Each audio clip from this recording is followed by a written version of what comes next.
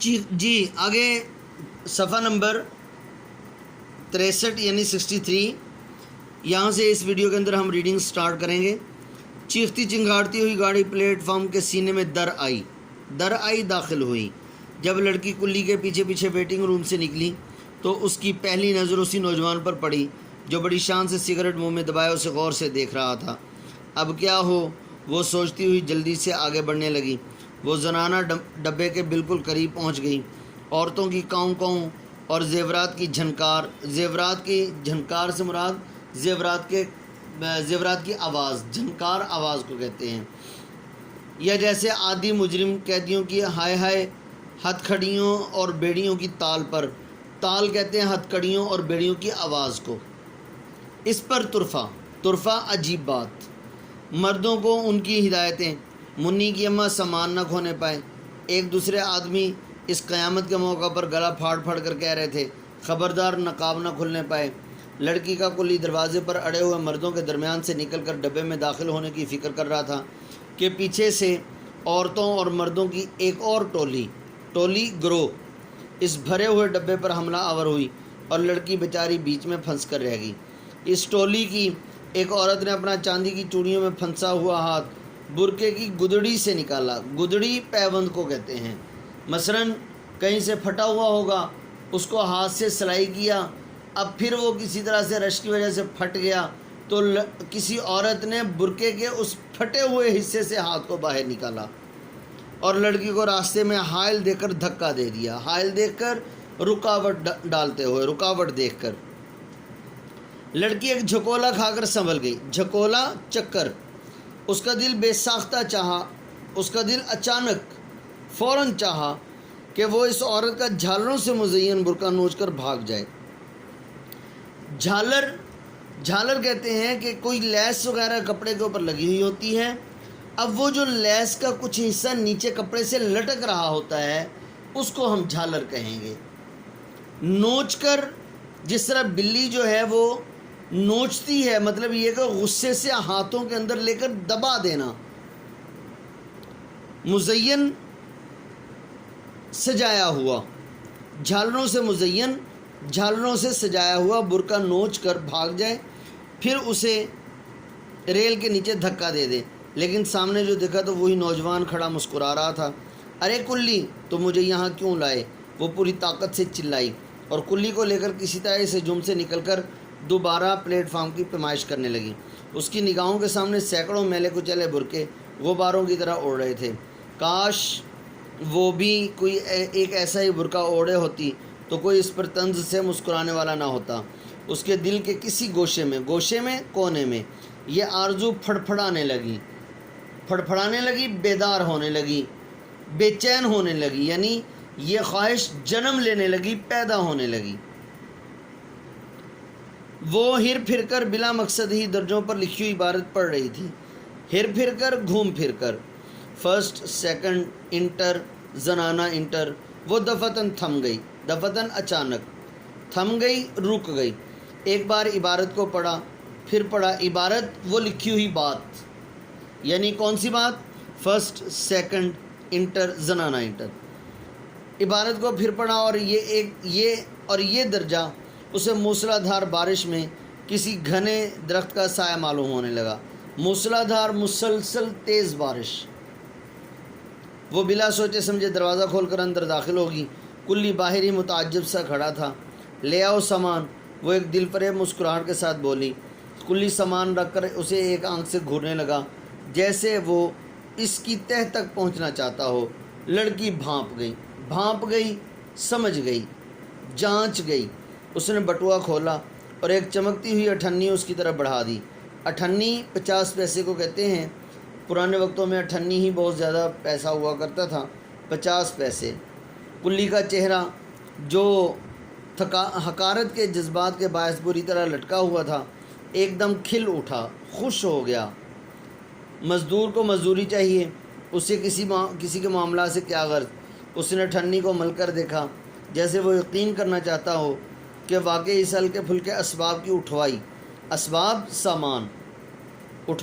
سامان اٹھانے کی مزدوری 8 آنے بھی ہو سکتی ہے۔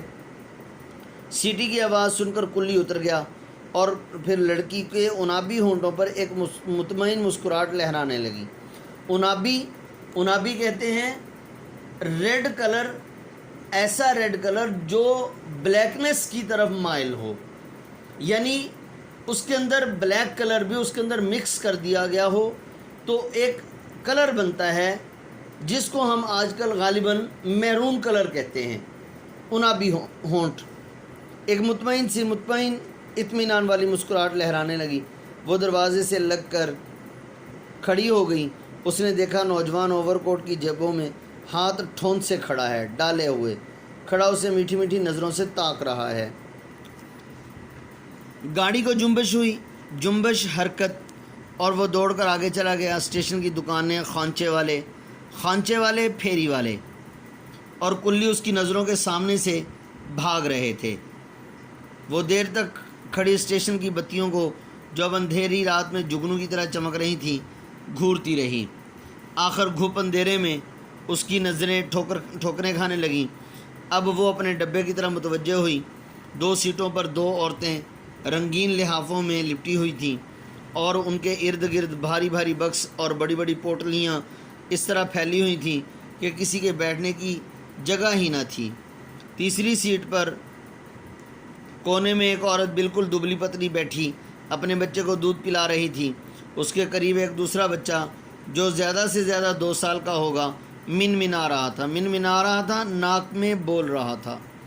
बिल्कुल सूखा, हाथ पाँव की खाल लटकी हुई, जैसे वो पैदाइश के फ़ौरन बाद बराह रास्त बुढ़ापे की तरफ चल दिया हो। बराह रास्त, फ़ौरन। डब्बे पर अजीब इज़्मिहलाल तारी था। इज़्मिहलाल थकावट, मुराद यहाँ पर बेचैनी है।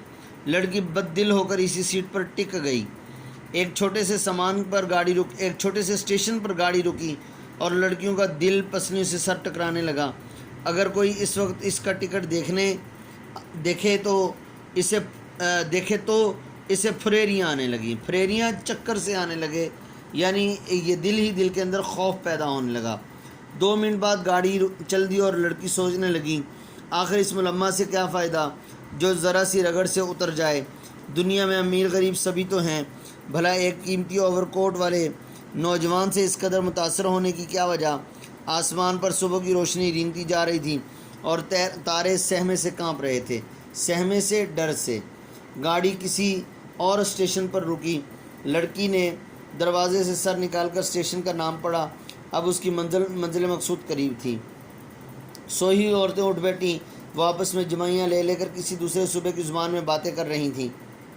इनमें से एक भी लड़की की तरफ मुतवज्जह न हुई, जैसे वो अपने काले चेहरों के सामने उसके काले बुरके की कोई हकीकत ही ना समझती थी।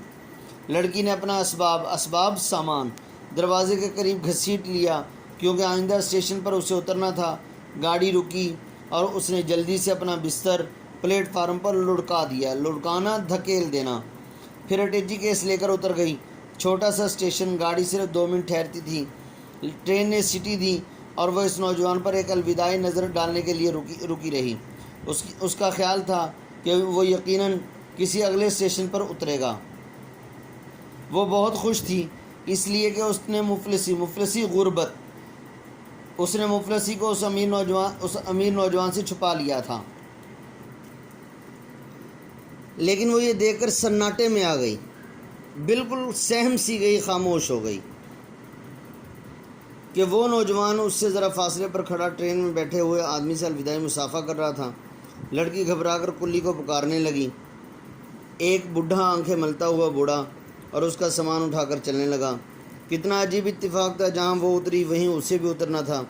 लड़की तकरीबन भागने लगी, इसलिए कि अब वो नौजवान से पहले गेट पास करके 3rd क्लास का टिकट उसकी नज़रों से छुपाना चाह रही थी। लेकिन जब वो गेट के करीब पहुंची तो वो नौजवान गेट से बाहर खड़ा उसे आता देख रहा था। टिकट देने के लिए लड़की का हाथ बढ़ता ही न था। उस वक्त टिकट उसके हाथ में 1 मन का बोझ था। वो एक लम्हा तक तज़ब्ज़ुब की हालत में खड़ी रही। तज़ब्ज़ुब, फ़िक्र,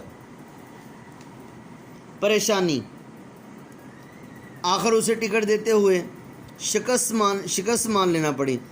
وہ مزمحل قدموں سے باہر نکلی، مزمحل پریشان قدموں سے۔ اس وقت اس کی حالت اس شخص کی سی تھی جس نے اپنے کپڑوں پر پانی کی ایک چھینٹ پڑے بغیر دریا پار کر لیا ہو، لیکن کنارے پر پھسل کر پانی میں شرابور ہو جائے۔ یعنی پورا دریا اس نے اس طرح پار کیا کہ اس کے کپڑوں کے اوپر ایک قطرہ بھی نہیں گرا، لیکن جیسے ہی کنارے پر پہنچا یا پہنچی کنارے پر، وہاں سے پاؤں پھسلا اور گئی اس کے اندر، دریا کے اندر سارے کپڑے پانی میں بھیگ گئے۔ اسے اب نوجوان کہیں نظر نہ آیا، شاید وہ اس کی نگاہوں میں اب کوئی درجہ نہ رکھتی تھی۔ یہ احساس اس کے سینے کو برما رہا تھا، زخمی کر رہا تھا۔ وہ تانگے پر بیٹھ کر رو دی۔ چچا کے ہاں اس کا استقبال صرف اس لیے بڑی گرم جوشی سے کیا گیا کہ اس نے بیمار چچا کی عیادت کے لیے تنہا یعنی اکیلے سفر کیا تھا، لیکن وہ ان گرم جوشیوں کے مقابلے میں بہت سرد دکھائی دے رہی تھی۔ اس نے چائے کی ایک پیالی بہت اصرار پر، ضد پر، کڑوی دوا کی طرح پی اور کوٹھے پر دھوپ کھانے چلی گئی۔ اس کے پیچھے چچا زاد بہن بھی آ گئی۔ باجی، یہ برقع تو بڑا اچھا سا بنا ڈالا تم نے۔ وہ اس کا برقع بھی نیچے سے مارے شوق کے اٹھاتی لائی تھی۔ لڑکی نے اس کی بات کا کوئی جواب نہ دیا اور وہ سورج کے رخ پر کھڑی ہو کر برقعے کو قہر آلود نظروں سے دیکھنے لگی، قہر آلود نظروں سے، غصے بھری نظروں سے۔ پھر لمبی چوڑی چھت پر مضطربانہ ٹہلنے لگی، پریشان ہو کر۔ اسے برقعے کی تعریف ہوتے ہی سفر کے سارے واقعات رہ رہ کر یاد آنے لگے، جنہیں وہ اپنے دل سے محو کرنا چاہتی تھی، مٹا دینا چاہتی تھی، ختم کر دینا چاہتی تھی۔ اس کی بہن برقع پہن کر کھڑی ہوگی۔ کتنا اچھا لگتا ہے، میں بھی بالکل ایسا ہی بنواؤں گی۔ وہ ہر اچھے کپڑے کو دیکھ کر خود بھی ویسا ہی بنوانے کو کہا کرتی تھی، لیکن شاید ہی وہ کبھی ایسا کر سکی۔ لڑکی ٹہلتے ٹہلتے اپنا خیال بٹانے کے لیے پڑوس کے مکان میں جھانکنے لگی۔ اس نے دیکھا گوبر سے لیپے پتے آنگن میں بانس کی کھری چارپائی پر کوئی تہبند باندھے اوندھا پڑا دھوپ لے رہا تھا۔ گوبر سے لیپے پتے پلستر کیے ہوئے، آنگن صحن، کھردری،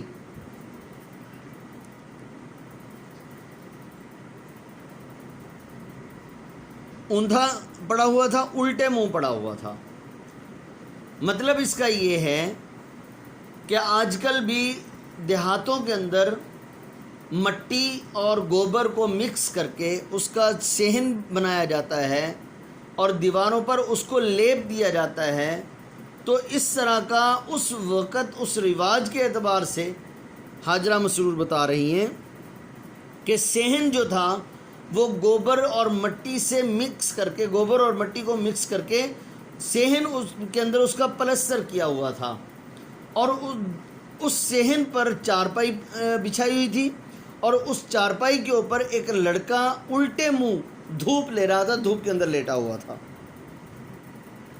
چارپائی پر سرہانے کی طرف بیڑی کا بنڈل، بیڑی یعنی جس کو آج کل نسوار وغیرہ کہتے ہیں، بیڑی کا بنڈل اور دیا سلائی کی ڈبیاں رکھی ہوئی تھی۔